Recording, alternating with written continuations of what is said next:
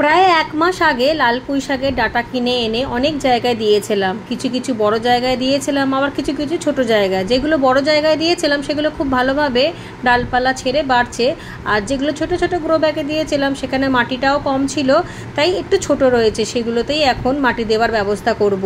যেসব আগাছা ঠাগাছা রয়েছে বা লাউ শাক, কুমড়ো শাক, যেই শাকগুলো অনেক খেয়ে নিয়ে সেইগুলোকেই এখন টুকরো টুকরো করে কেটে গ্রো ব্যাগের মধ্যে দিয়ে মাটি চাপা দিয়ে দেবো। যেহেতু বর্ষা চলছে তাই খুব তাড়াতাড়ি ডিকম্পোস্ট হয়ে যাবে এবং পুষ্টিতে গাছগুলো খুব ভালোভাবে বাড়বে। যেহেতু সবজি গাছ তাই ফাঙ্গাস লাগারও ভয়ও নেই, আর কাঁচা সবজির খোসা টোসা পাতা টাতা এমনিই দেওয়া যায়, এতে কোনো রকম কোনো চিন্তার কিছু নেই যে গাছ নষ্ট হয়ে যাবে।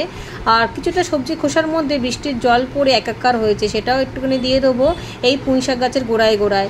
এই দেখুন, এগুলো বস্তার মধ্যে দিয়েছিলাম, এগুলো কিন্তু খুব সুন্দরভাবে বেড়েছে। এই দেখুন, এর মধ্যে কলার খোসা টোসা সবই ছিল। গাছ খুব ভালোভাবে পুষ্টি পেয়ে বাড়বে। আর ডগাটা কেটে নিলাম।